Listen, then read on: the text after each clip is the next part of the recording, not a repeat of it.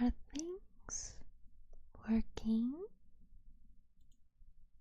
Working? Question mark? Working maybe? Possibly? Yes, no, maybe so? Hello, hello? Working maybe? Maybe possibly? Let us see, let us see. Excellent connection? Really? Suspicious. Suspicious of good internet connection. Excellent. Why is it excellent? Are you sure? Suspicious. Suspicious.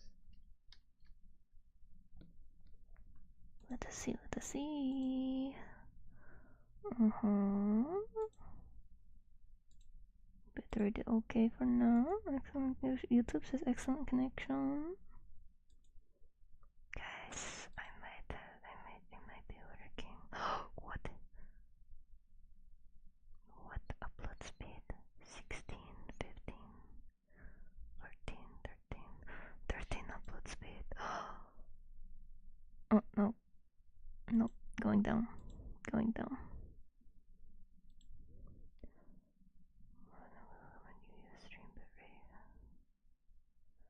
Okay, stream status good connection. Okay, I dropped down to good instead of excellent. We're continuing testing. Wait, is my... Okay, now I'm moving. I am moving. Okay. That work. That work. I am testing. I am seeing if I can stream. It's working so far. Is it working? Is it fine? Sorry for internet test ASMR. Just trying to see if I can get something working. Because it's been having such trouble lately. Okay, it says stream held. It says good connection. It started with excellent or good. Warning, bitrate is lower than recommended. But I don't have a ton of upload speed, so I probably shouldn't do a higher bitrate, right? Right? Yeah. What does this mean? Was it unstable for a moment? Let me refresh. From what I can see, yeah, so far it's doing pretty good. So, yeah, good connection still. Am I good to stream? Can I change everything?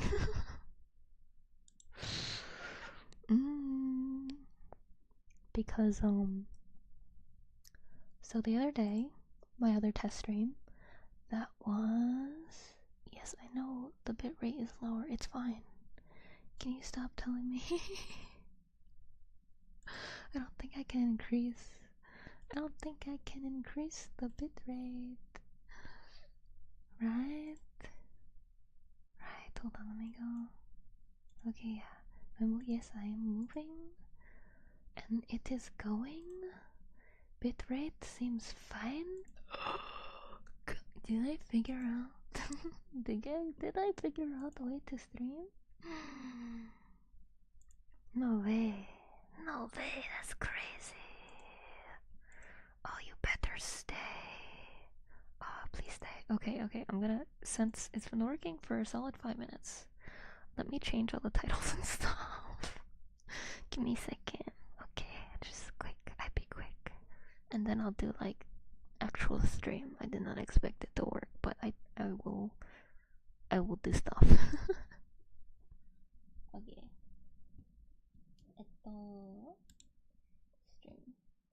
Stream, edit stream. I know how to do this. Definitely was so ready for this to work. Yes. So ready. So very, very ready. I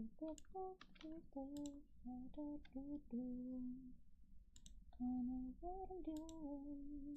Definitely, totally for sure.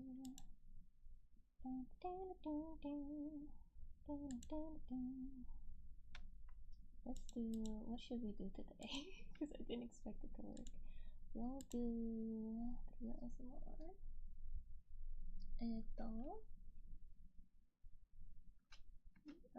How about we read today? It's been a while.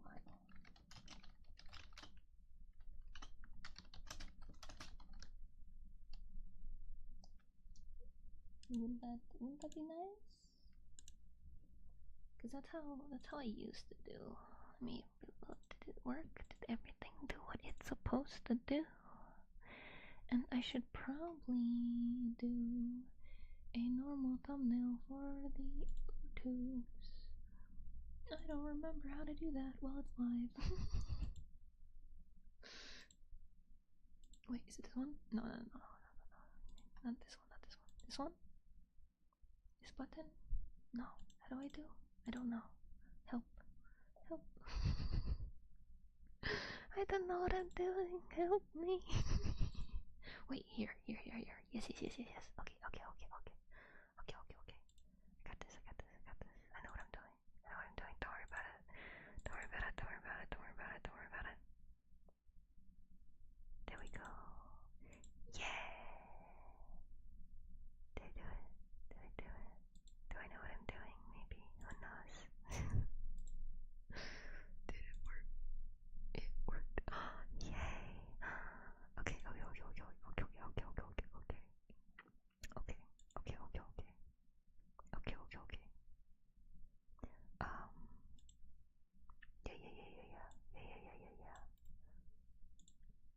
I just gotta get used to Restream. Okay, I'll start reading in a second. Okay, one second. I promise. Did it do it?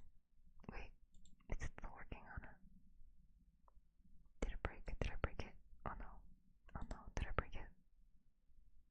Eto.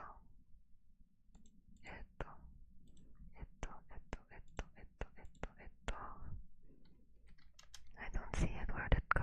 Where did it go? There it is. It is found. Okay, I think it did it. I think we are good. That's not the one. I think we're good. I think it's working. Guys, I think it's working. I'm gonna announce it on Twitter. 'Cause I didn't think it would work, but I think it's working. Okay.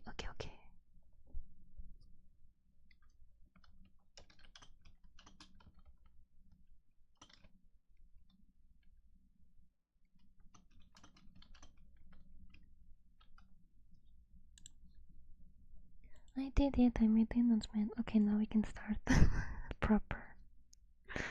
Hey, second, hello. I don't remember the most. I can't hear what we're saying. So hopefully strong up on. Yeah. I hope so too. Thank you. But yeah, I will start stream where I am doing random thing because wait, I said reading, right? We should do spooky story. I have a spooky story ready. Let me read spooky story. Let me grab because I totally was not ready for this to work. Seems okay to me. Thank you for that. I'm glad it's working. That's weird. It's weird that it is. Oh, suspicious. But we will keep an eye on it. But let me get... Where did I put spooky story? I put it somewhere. Boom. There you are. Oh, which one I should do? Which one? Let's do... Let's do a monster one. Let's do the Oh, HP Lovecraft, The Curse of Yeek from 1929. Oh, that's quite long. Okay. Hold on. I think this would be better if I put on some night sounds. Let me put some night sounds. I can do that. I know I can do that. Setting.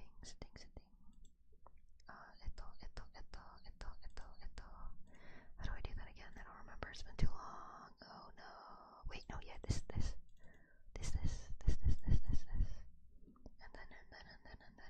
Where is it? It's somewhere. There it is. Okay. Let me turn it up.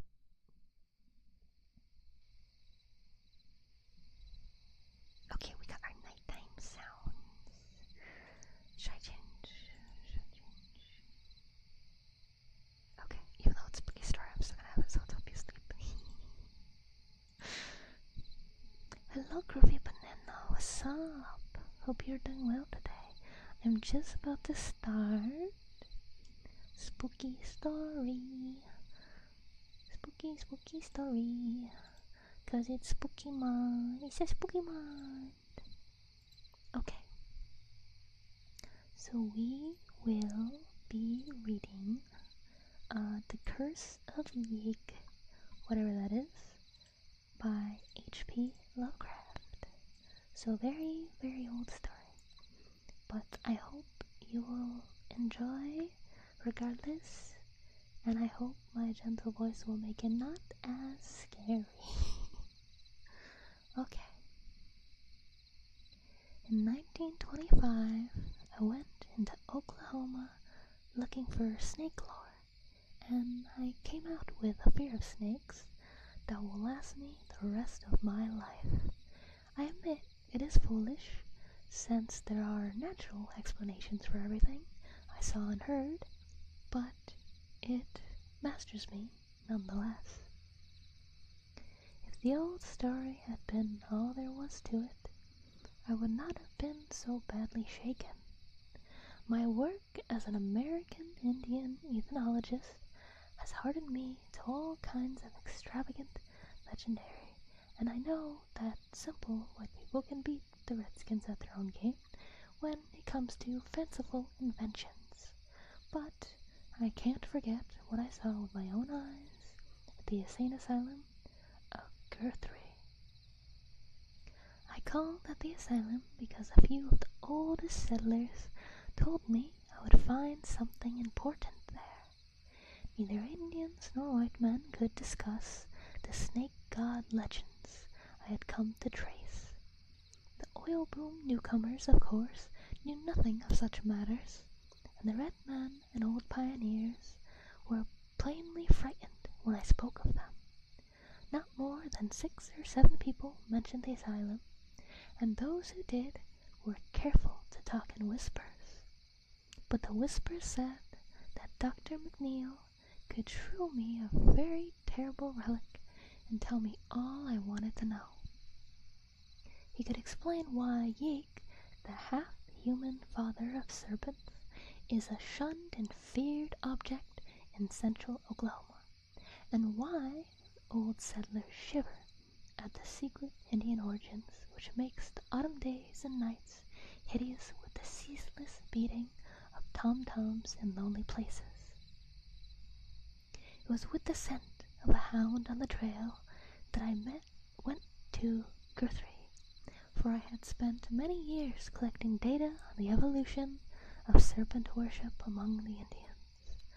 I had always felt, from well-defined undertones of legend and archaeology, the great Quetzalcoatl, I think that's how you say it, a benign snake god of the Mexicans, had an older and darker prototype, and during recent months I had well nigh probed it in a series of researches stretching from Guatemala to the Oklahoma plains. But everything was tantalizing and incomplete, for above the border the cult of the snake was hedged about by fear and furtiveness. Now it appeared that a new and copious source of data was about to dawn, and I sought the head of the asylum with an eagerness I did not try to cloak. Dr. McNeil was a small, clean-shaven man of somewhat advanced years, and I saw at once from his speech and manner that he was a scholar of no mean attainments in many breaches outside his profession. Grave and doubtful, when I first made known my errand, his face grew thoughtful, and he carefully scanned my credentials and the letter of introduction which a kindly old ex-Indian agent had given me. "So, you've been studying the Yig legend, eh?" he reflected sententiously. "I know that many of our Oklahoma ethnologists have tried to connect it with Quetzalcoatl, but I don't think any of them have traced the intermediate steps so well. You've done remarkable work for a man as young as you seem to be, and you certainly deserve all the data we can give. I don't suppose old Major Moore or any of the others told you what it is I have here? They don't like to talk about it, and neither do I. It is very tragic and very horrible, but that is all. I refuse to consider it anything supernatural. There's a story about it that I'll tell you after you see it. A devilish sad story, but one that I won't call magic. It merely shows the potency that belief has over some people. I'll admit there are times where I feel a shiver that's more than physical, but in daylight I set all that down to nerves. I'm not a young fellow anymore, alas. To come to the point, the thing I have is what you might call a victim of Yig's curse. A physically living victim. We don't let the bulk of the nurses see it, although most of them know it's here. There are just two steady old chaps, whom I let feed it and clean it out its quarters. Used to be 3, but good old Stevens passed on a few years ago. I suppose I'll have to break in a new group pretty soon, for the thing doesn't seem to age or change much, and we old boys can't last forever. Maybe the ethics of the near future will let us give it a merciful release, but it's hard to tell. Did you see that single ground glass basement window over in the east wing when you came up the drive? That's where it is. I'll take you there myself now. You needn't make any comment, just look through the movable panel in the door and thank God the light isn't any stronger. Then I'll tell you the story, or as much as I've been able to piece together. We walked downstairs very quietly and did not talk as we threaded the corridors of the seemingly deserted basement.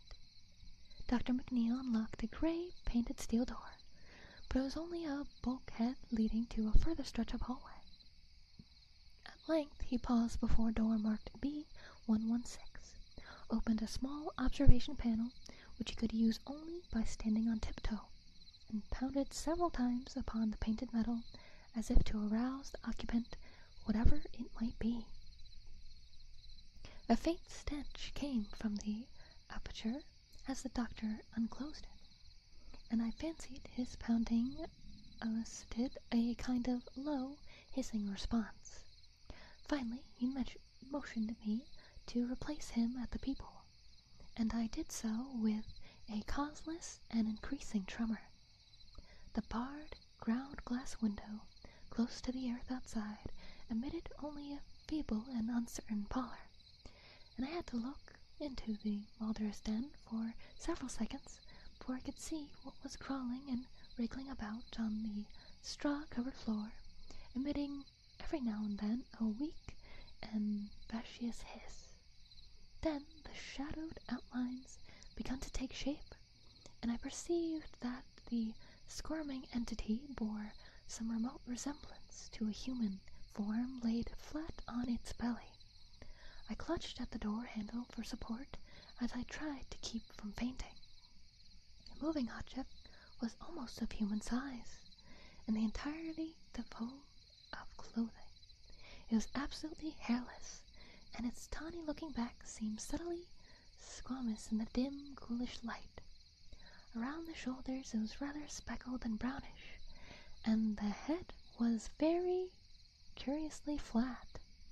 As it looked up to hiss at me, I saw that the beady little black eyes were damnably arthropod, but I could not bear to study them long. They fastened themselves on me with a horrible persistence, but I could not bear to study them long. Wait, not bear, yes. Sorry, I lost my place.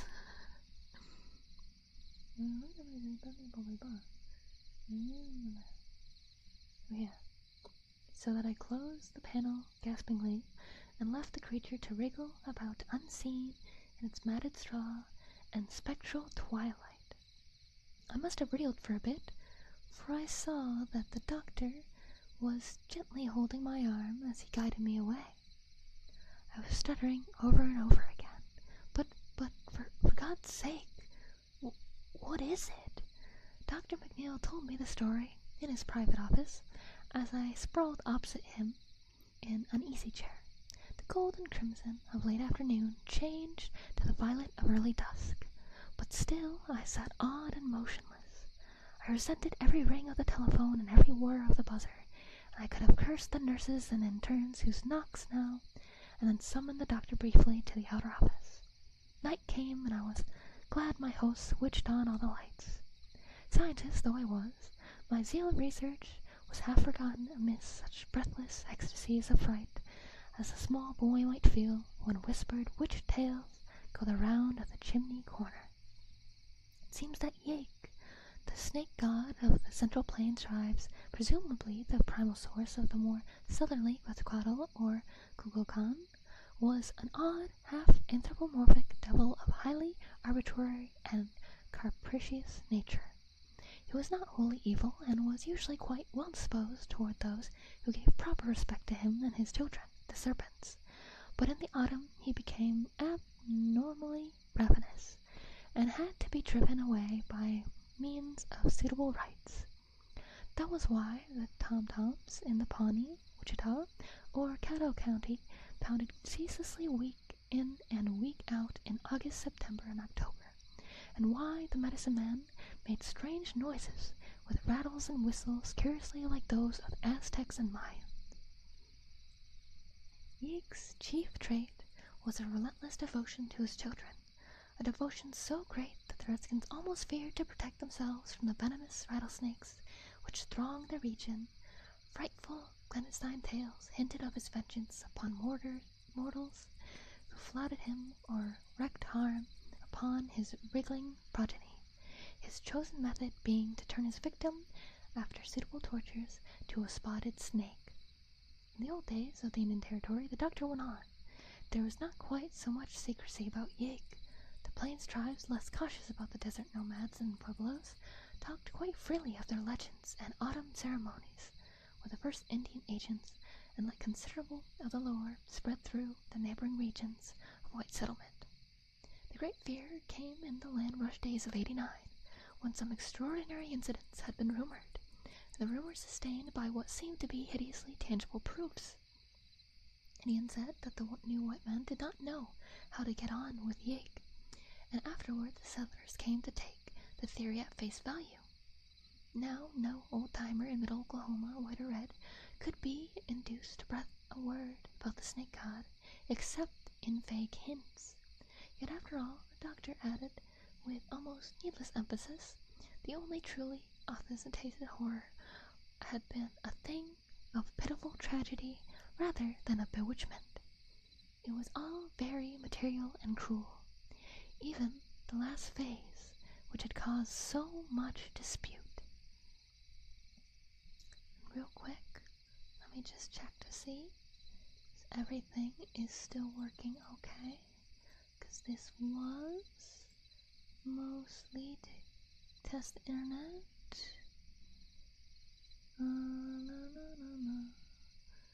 Check Twitch, says it's still going good. YouTube,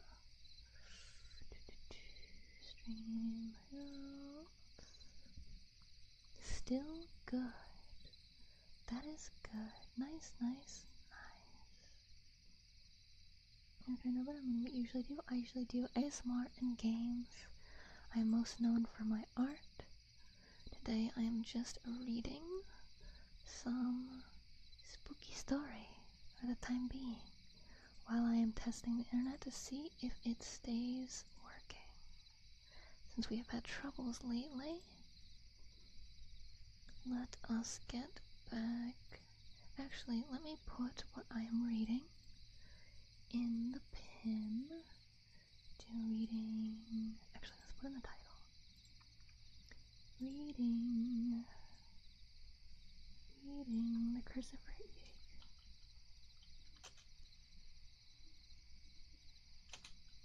Curse of Yig. Okay, update. There we go. And now let us continue with the reading. Where was I?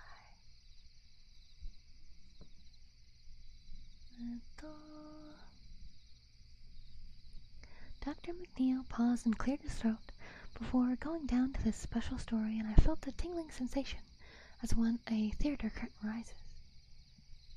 The thing had begun when Walker Davis and his wife Audrey left Arkansas to settle in the newly opened public lands in the spring of 1889, and the end had come in the country of the Wichitas, north of the Wichita River, in what is at present Caddo Country. There's a small village called Bringer there now, and the railway goes through, but otherwise the place is less changed than other parts of Oklahoma. It is still a section of farms and ranches, quite productive in these days, since the great oil fields do not come very close. Walker and Audrey had come from Franklin County in the Ozarks with a canvas-top wagon, 2 mules, an ancient and useless dog called Wolf, and all their household goods. They were typical hill folk, youngish and perhaps a little more ambitious than most, and looked forward to a life of better returns for their hard work than one they had in Arkansas. Both were lean, raw-boned specimens, the man tall, sandy, and green-eyed, and the woman short and rather dark, with a black straightness of hair suggesting a slight Indian admixture. In general, there was very little of distinction about them, but for one thing, their annals might not have differed from those of thousands of other pioneers who flocked into the new country at that time. The thing was Walker's almost epileptic fear of snakes, while some laid to preternatural causes, and some said come with a dark prophecy about his end with which an old Indian squaw had tried to scare him when he was small. Whatever the cause, the effect was marked indeed, for despite his strong general courage, the very mention of a snake would cause him to grow faint and pale, while the sight of even a tiny specimen would produce a shock, sometimes bordering on a convulsion seizure. The Davises started out early in the year in the hope of bringing on their new land for the spring plowing. Travel was slow, for the roads were bad in Arkansas, while in the territory there were great stretches of rolling hills and red, sandy barrens, without any roads whatever. As the terrain grew flatter, the change from their native mountains depressed them more, perhaps as they all realized, but they found the people of the Indian agencies very affable, while most of the settled Indians seemed friendly and civil. Now and then they encountered a fellow pioneer, with whom crude pleasantries and expressions of amiable rivalry were generally exchanged. Owing to the season, there were not many snakes in evidence, so Walker did not suffer from his special temperamental weakness. In the early stages of their journey, too, there was no Indian snake legends to trouble him, for the transplanted tribes from the southeast do not share the wilder beliefs of the western neighbors. As fate would have it, it was a white man at Okmulgee in the Creek County who gave the Davises the first hint of Yig beliefs, a hint which had a curiously fascinating effect on Walker, and caused him to ask questions very freely after that. Before long, Walker's fascination had developed into a bad case of fright. He took the most extraordinary precautions at each of the nightly camps, always clearing away whatever vegetation he found, and avoiding stony places whenever he could. Every clump of stunted bushes and every cleft in the great slab-like rocks seemed to him now to hide malevolent serpents, while every human figure not obviously part of the settlement or emigrant train seemed to him as potential snake god, till nearness he proved the contrary. Fortunately, no troublesome encounters came at the siege, till snakes his nerves still further. As they approached the Kickapoo County, they found it harder and harder to avoid camping near rocks. Finally, it was no longer possible, and poor Walker had reduced to the pure expedient of drawing some of the rustic anti-snake charms he had learned in his boyhood. 2 or 3 times the snake would barely glimpsed, and these sights did not help the sufferer in his efforts to preserve composure. On the 22nd evening of the journey, a savage wind made it imperative, for the sake of the mules, to camp in as sheltered a spot as possible. And Audrey persuaded her husband to take advantage of a cliff which rose uncommonly high above the dry bed of a former tributary of the Canadian River. He did not like the rocky cast of the place, but allowed himself to be overruled this once, leading the animals suddenly toward the protecting slope, which the nature of the ground would not allow the wagon to approach. Audrey, examining the rocks near the wagon, meanwhile noticed a singular sniffing on the part of the feeble old dog. Seizing a rifle, she followed his lead, and presently thanked her stars that she had forestalled Walker in her discovery. For there, snugly nested in the gap between 2 boulders, was a sight in which would have done no good to see. Visible only on the convoluted expanse, perhaps comprising as many as 3 or 4 separate units, was a mass of lazy wriggling which could not be other than a brood of newborn rattlesnakes. Anxious to save Walker from a trying shock, Audrey did not hesitate to act, but took the gun firmly by the barrel and brought the butt down again and again upon the wriggling objects. Her own sense of loathing was great, but it did not amount to the real fear. Finally she saw that her task was done, and turned to cleanse the improvised bludgeon in the red sand and dry dead grass nearby. She must, she reflected, cover the nest before Walker got back from tethering the mules. Old Wolf, tottering relic of Mick Shepherd and coyote ancestry that he was, had vanished, and she feared that he had gone to fetch his master. Footsteps at the instant proved her fear well-founded. A second more, and Walker had seen everything.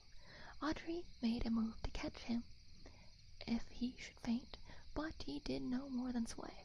Then the look of pure fright in his bloodless face turned slowly to something like mingled awe and anger, and he began to upbraid his wife in trembling tones.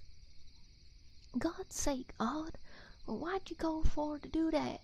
Hain't ye heard all these things they've been tellin' about the Snaketail League?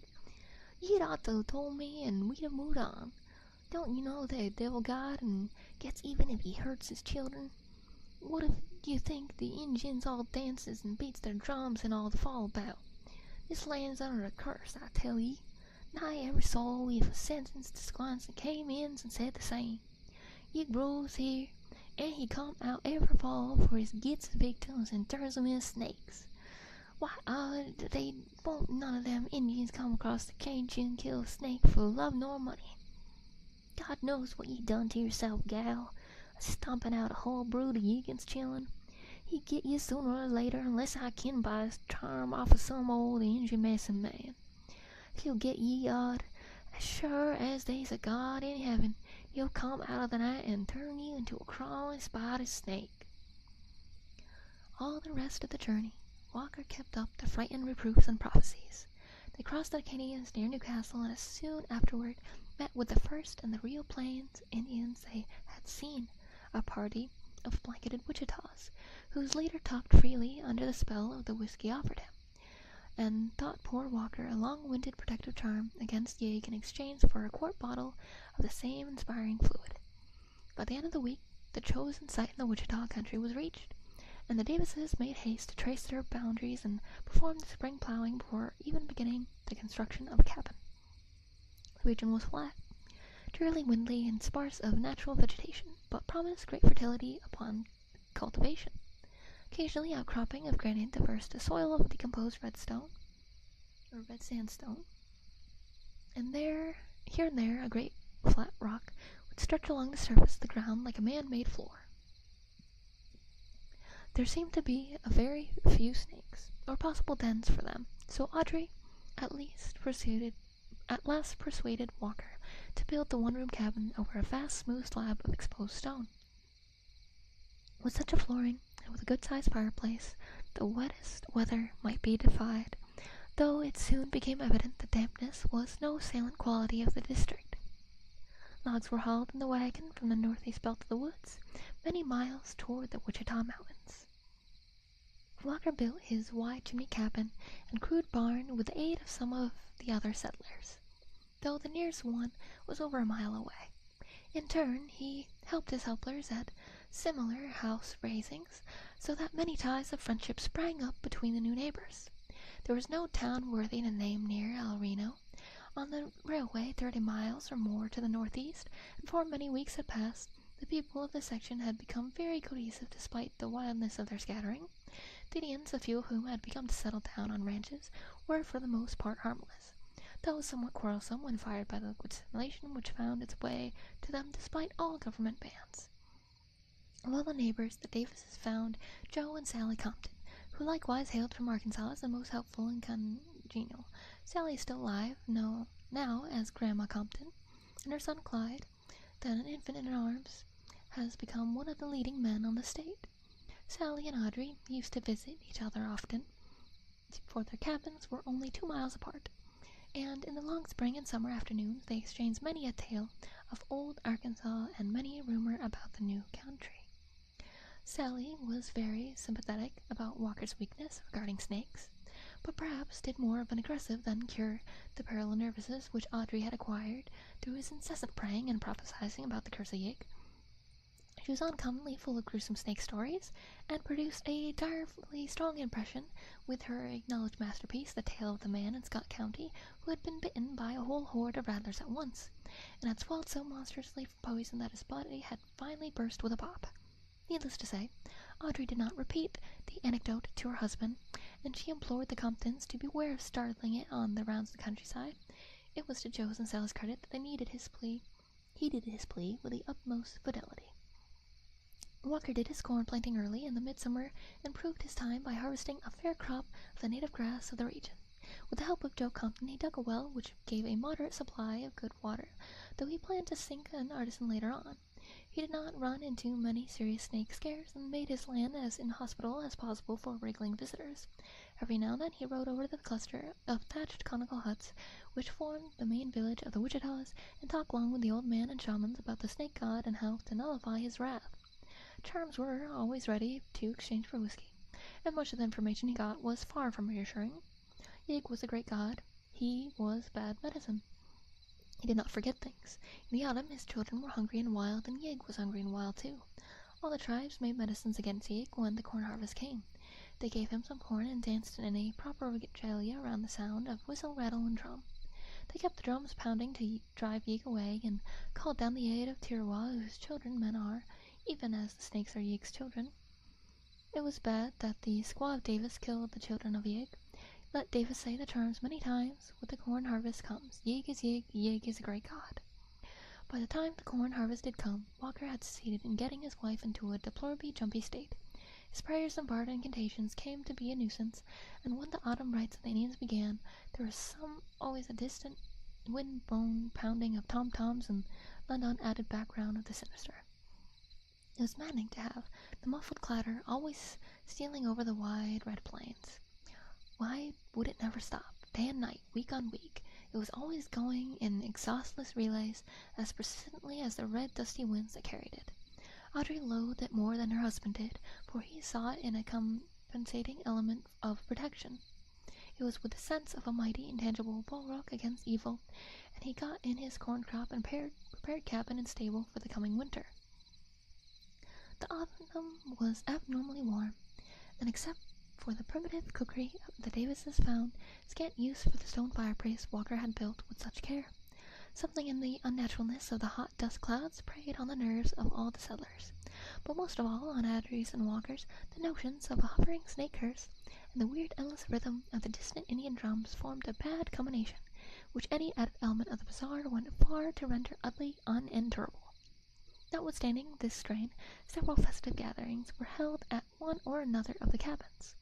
After the crops were reaped, keeping naively alive in modernity those curious rites of the harvest home which are as old as human agriculture itself.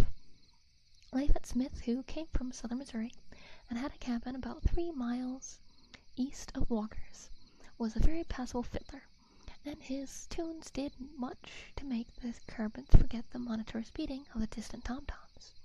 Then Halloween drew near, and the settlers planned another frolic. This time, they had but known it, of a lineage older than even agriculture. Wait, I lost my place again. Age older. Oh no, that was right. Never mind. The red witch Sabbath of the primal Purians kept alive through ages in the midnight blackness of secret woods, and still hinting at vague terrors under its latter-day mask of comedy and lightness. Halloween was to fall on Thursday, and the neighbors agreed to gather for the first revel at the Davis cabin. It was at the 31st of October when the warm spell broke. The morning was grey and leaden, and the noon the incessant winds had changed from sereneness to rawness. People shivered all the more because they were not prepared for the chill, and Walker Davis's old dog Wolf dragged himself wearily indoors to a place beneath the hearth. But the distant drum still thumped on, nor were the white citizens less inclined to pursue their chosen rights. As early as 4 in the afternoon, the wagons began to arrive at Walker's cabin. In the evening, after a memorable barbecue, Lafayette Smith's fiddle inspired a very fair-sized company to greet feats of salutary grotesqueness in the one good-sized but crowded room. The younger folk indulged in the ambitious amenities proper to the season, and now and then old Wolf would howl in delightful and spine-tickling ominousness at some especially spectral strain from Lafayette's squeaky violin, a device he had never heard before. Mostly, though, the better version slept through the merriment, for he was past the age of active interest and lived largely in his dreams. Tom and Jeanie Rigby had brought their collie Zeke along, and the canines did not fraternize. Zeke seemed strangely uneasy over something, and nosed around curiously all the evening. Audrey and Walker made a fine couple on the floor, and Grandma Compton still likes to recall her impression of them dancing in the night. Their worries seemed forgotten for the nonce, and Walker was shaved and trimmed to a surprising degree of spruceness. By 10 o'clock all hands were healthily tired, and the guests finally began to depart family by family with many handshakings and Sorry. I don't know who is calling, especially at this hour. Where was I?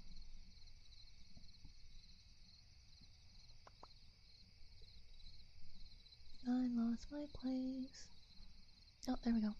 By 10 o'clock, all hands were healthily tired, and the guests began to depart family by family with many handshakings and bluff assurances of what a fine time everybody had had. Tom and Jeanie thought Zeke's eerie howls as he followed them on their wagon were marks of regret at having to go home, although Audrey said it must be the faraway tom-toms which annoyed him, for the distant thumping was surely ghastly enough after the merriment within. The night was bitter cold, and for the first time Walker put a great log in the fireplace and banked it with ashes to keep it smoldering till morning. Old Wolf dragged himself with a ruddy glow and lapsed into the customary coma. Audrey and Walker, too tired to think of charms and curses, tumbled into the rough pine bed and were asleep before the cheap alarm clock on the mantel had ticked out 3 minutes. From far away the rhythmic pounding of those hellish tom-toms still pulsed on the chill night wind. Dr. McNeil paused here and moved his glasses as if blurring of the objective world might make the reminiscent vision clearer. "You'll soon appreciate," he said, "that I had a great deal of difficulty in piercing out all that happened after the guests left. There were times, though, at first, when I was able to make a try at it." After a moment of silence, he went on with the tale.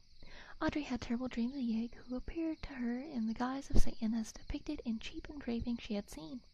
It was indeed from absolute ecstasy of nightmare that she started suddenly awake to find Walker already conscious, sitting up in bed. He seemed to be listening intently to something and silenced her with a whisper, and she began to ask what had roused him. "Hark, Odd," he breathed. "Don't you hear something a singing and buzzing and rustling?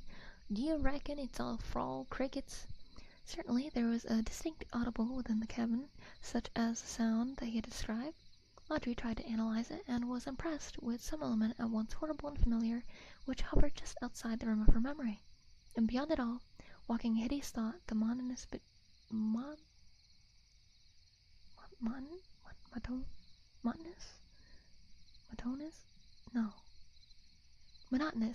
beating of the distant tom-toms came incessantly across the black pans on which a cloudy half-moon had set. "Walker s'pose it the curse of Yeg?" She could feel him tremble. "No, gal, I don't reckon he comes that way." He's shaped like a man, except you look at him close. That's what Chief Gray Eagle says. This here's some varmints comin' out in the cold night crickets. I'd calculate, but some ain't like 'em. I'd oughter get up and stomp out 'fore they make much headway or gettin' covered. He rose, felt for the lantern and that hung within reach, and rattled the tin matchbox nailed to the wall beside it. Audrey sat up in bed and watched the flare of the match grow in the steady glow of the lantern. Then, as their eyes began to take to the whole of the room, the crude rafters shook with the frenzy of their simultaneous shriek. For the flat, rocky floor, relieved in the new-born illumination, was one seething, brown, speckled mass of wriggling rattlesnakes, swirling toward the fire, and even now turning their loathsome heads to menace the fright-blasted lantern-bearer. It was only for an instant that Audrey saw the things. The reptiles were of every size, of uncountable numbers, and apparently of several varieties, and even as she looked, 2 or 3 of them reared its heads as if to strike at Walker. She did not faint. It was Walker's crash to the floor that extinguished the lantern and plunged her into blackness. He had not screamed a second time. Fright had paralyzed him, and he fell as if shot by a silent arrow from no mortal's bow. To Audrey, the entire world seemed to whirl around fantastically, mingling with the nightmare from which she had started.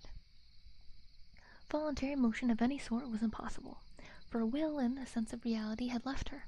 She fell back inertly on her pillow, hoping that she would wake soon. No actual sense of what had happened penetrated her mind for some time. Then, little by little, the suspicion that she was really awake began to dawn on her, and she was convulsed with a mounting blend of panic and grief, which made her long to shriek, and despite the inhibiting spell which kept her mute. Walker was gone. She had not been able to help him. He had died of snakes, just as the old witch woman had predicted when he was a poor little boy. Poor Wolf was not been able to help either. Probably he had not even awakened from his senile stupor. And now the crawling things must be coming for her, writhing closer and closer every moment in the dark, perhaps even now twining slippery about the bedpost and oozing up over the coarse woolen blankets. Unconsciously, she crept on the blanket clothes and trembled. It must be the curse of Yig. He had sent his monstrous children on All Hallows Night, and they had taken Walker first. Why was that? Wasn't he innocent enough? Why not come straight for her? Hadn't she killed those little rattlers alone? Then she thought of the curse form as told by the Indians. She wouldn't be killed, just turned into a spotted snake. Ugh! So she would be like one of those things she had glimpsed on the floor. Those things which Yig had sent to get her and roll her among their number. She tried to mumble a charm that Walker had taught her, but found she could not utter a single word. The noisy ticking of the alarm clock sounded above the maddening beat of the distant tom-toms. The snakes were taking a long time. Did they mean to delay on purpose to play on her nerves? Every now and then she thought she felt a steady, insidious pressure on the bedclothes, but each time it turned out to only be the automatic twitchings of her outwrought nerves. The clock ticked on in the dark, and a change came slowly over her thoughts. Those snakes couldn't have taken so long. They couldn't be Yig's messengers after all, but just natural rattlers that were nestled below the rock and had been drawn there by the fire. They weren't coming for her, perhaps they had sated themselves on Paul Walker. Were they there now, gone, coiled by the fire, still crawling over the prone corpse of their victim? The clock ticked, and the distant drums throbbed on. At the thought of her husband's body lying there in the pitch blackness, a thrill of purely physical horror passed over Audrey. The story of Sally Compton's about the man back in Cow Country. He, too, had been bitten by a whole bunch of rattlesnakes, and what had happened to him? The poison had rotted his flesh and swallowed the whole corpse. And in the end, the bloated thing had burst horribly with a detestable popping noise. Was that what had happened to Walker down there on the rock floor? Instinctively she felt she had begun to listen for something too terrible even to name herself.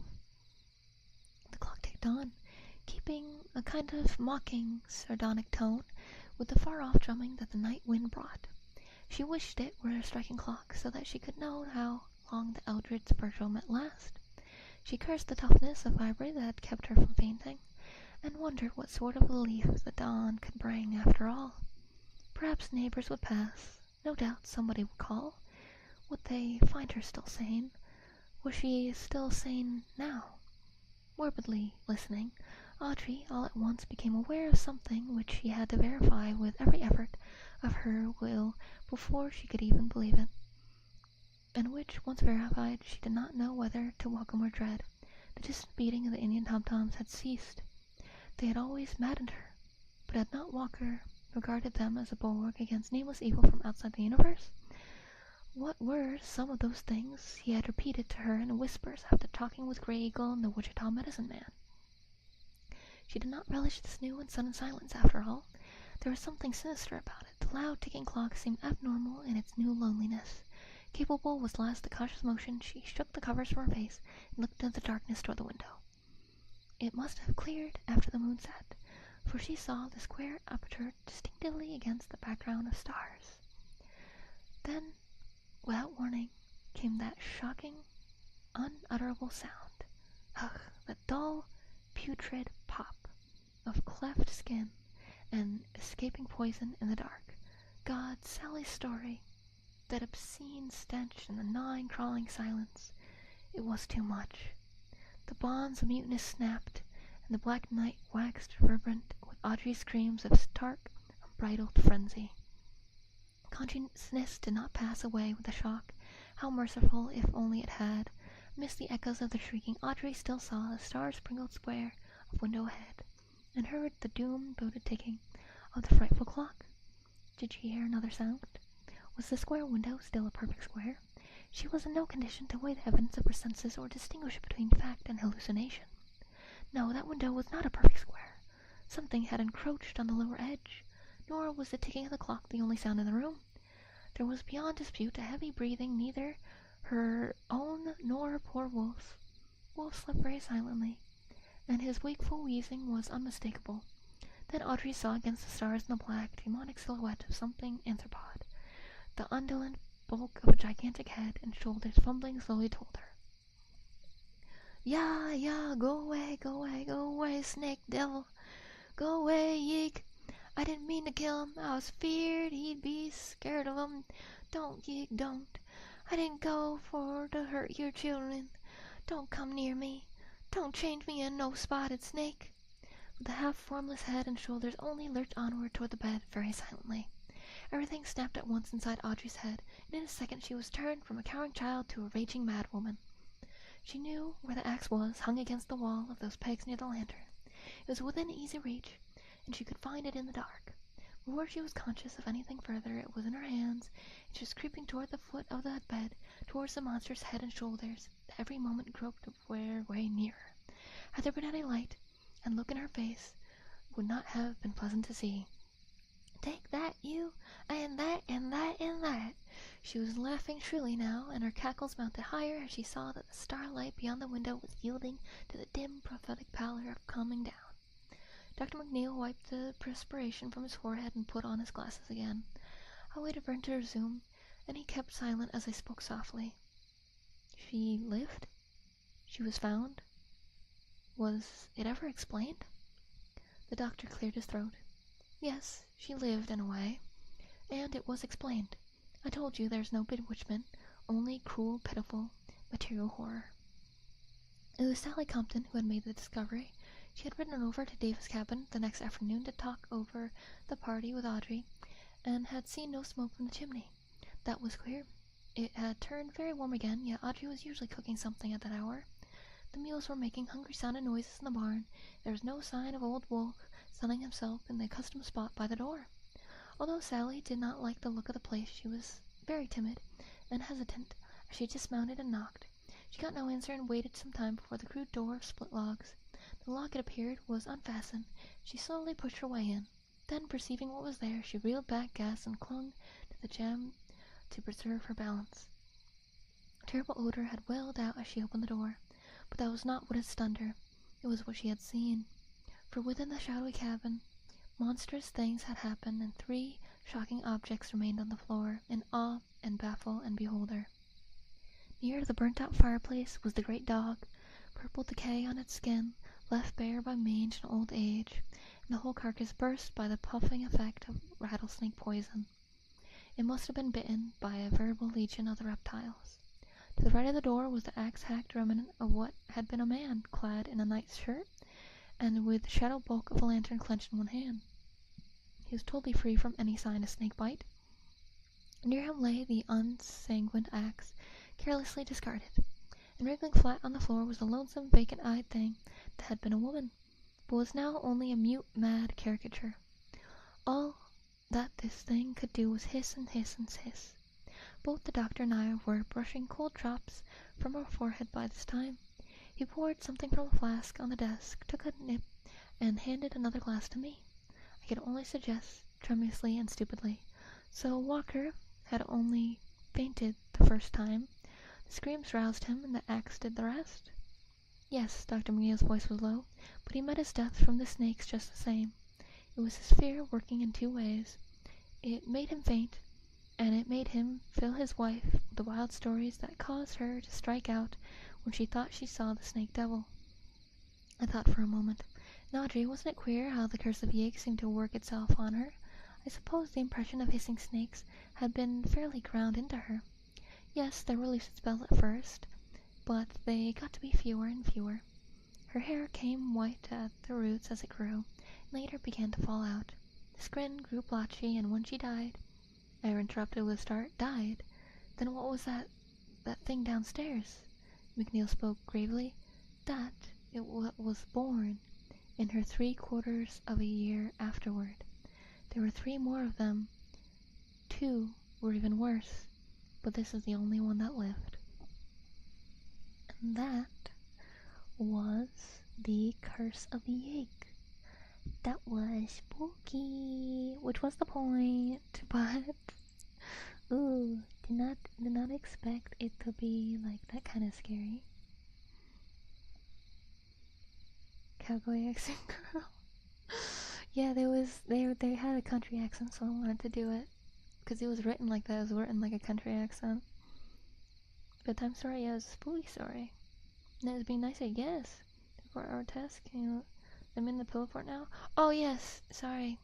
Let me get you. I would have seen it if I wasn't reading. I remembered how to do this. Hold on. Settings. Rules. Manage members. Whoop. There you go, me. Welcome in. But it seems that the stream, hi Kota, stream has been doing well. Let's see. How is everything? Everything looks alright. Wow. That's crazy, guys. We did a whole spooky story. Crazy, crazy. I think this might be good. I think I might know how to internet or how to stream, so I think I just need to use my phone. Cause I got, when I tested the other day, the internet was from the same company that is with my phone, and I instead tried doing unlimited data instead to stream, and it has been going okay. I think the main thing I gotta keep a lookout on is making sure everything's charged, because my iPad can last several hours, but my phone can't last as long. I think an hour stream, I think that took 10 of its charge, and I wasn't doing anything complicated like a game.